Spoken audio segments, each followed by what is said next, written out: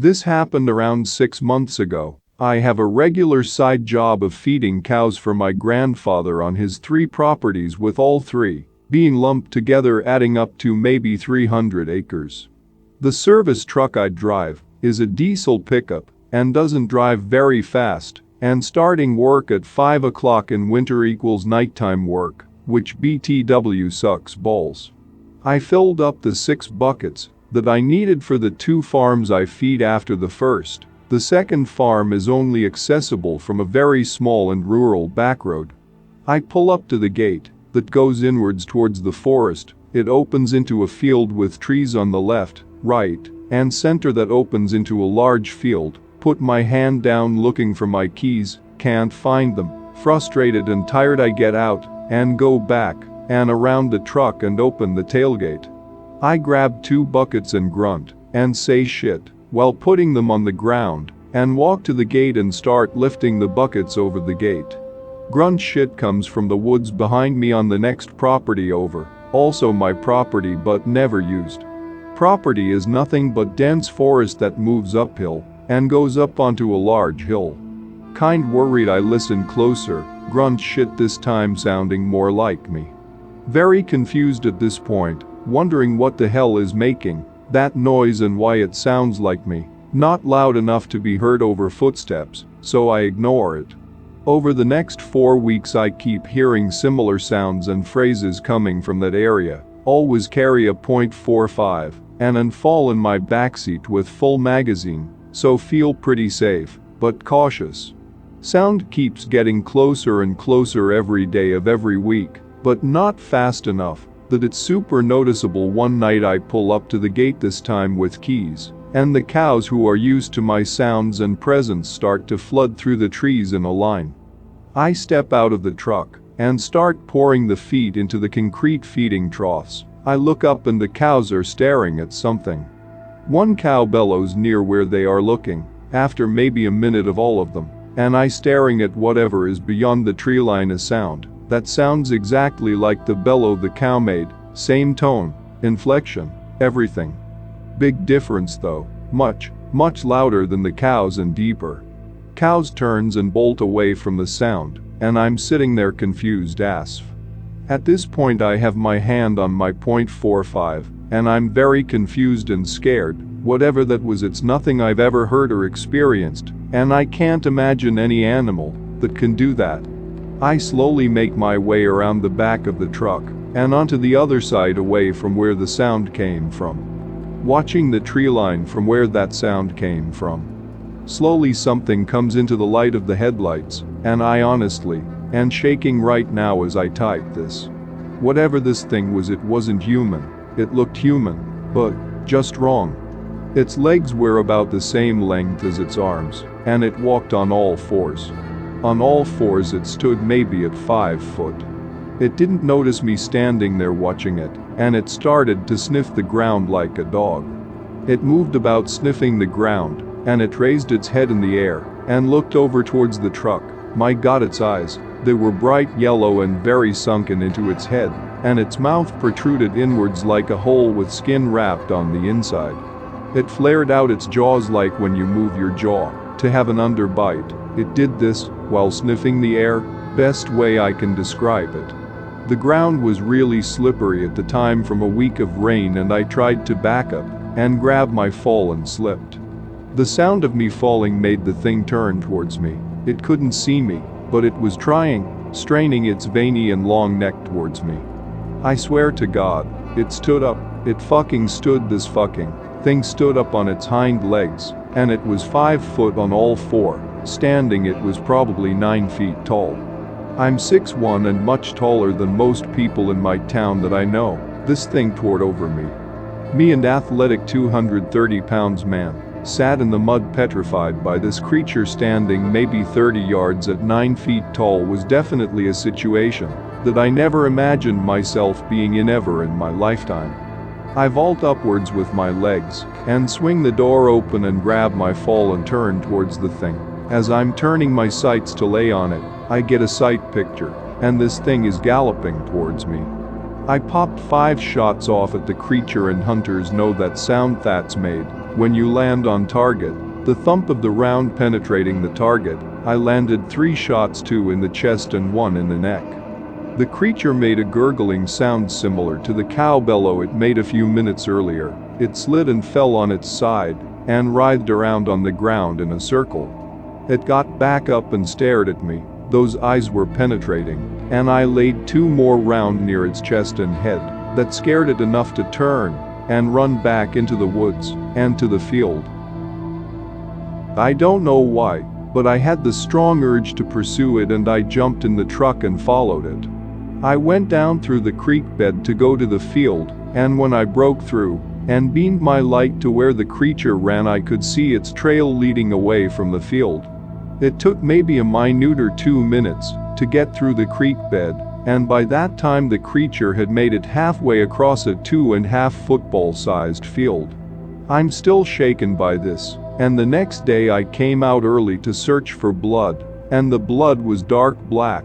I wish I had taken pictures to show you, but I'm new and only got into 4chan from YouTube greentext stories. But yeah, that was my story. Nativo, or Nativo, were said to be a small tribe of small Bigfoot or Yeti-like hominid cryptid native to Sri Lanka. The Nativo was described as being even smaller than the diminutive Vedas, only between 3 and 4 in height, with the females being even shorter.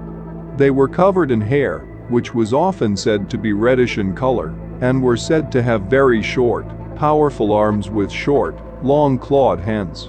Unlike monkeys, they walked upright always and had no tails. One, the Nativo lived in small parties and slept in caves or among the branches of trees, in leaf nests of their own design. They had a varied diet, eating whatever raw game they could catch, including squirrels, small deer, tortoises, lizards, and sometimes even crocodiles. They did not use tools, instead disemboweling their prey with their long claws or hooked nails, allowing them to feed on the entrails. They were said to have a sort of language of their own, a sort of burbling, or birds twittering, which a handful of Vedas could understand. The Vedas themselves were the enemies of the Nativo, which had no defense against the Vedas' bows and arrows. It was said that, whenever a Nativo came across a sleeping Veda, it would disembowel them with its claws. The last of the Nativo were said to have been exterminated by the Vedas of Lanama during the late 18th century, when they were rounded up into a cave, the entrance of which was then blocked up with brushwood which was set alight, suffocating the trapped Nativo over 3 days. The cave's position was lost when the Vedas of Lanama themselves became extinct just a few generations later. Bernard Heuvelmans estimated that the genocide took place in around 1800, whilst Ivan Mackerl estimates 1775. For the story of the extermination was first reported by explorer Hugh Neville in 1887, who was told of it by a Sinhalese hunter, who was himself told by an elderly Lanama Veda, who himself had been told by a relative of his named Coralea. 5 Despite being a fourth-hand account, the story was confirmed in 1915, when Frederick Lewis was given the same information by several informants in Yuva and Punawa Padu.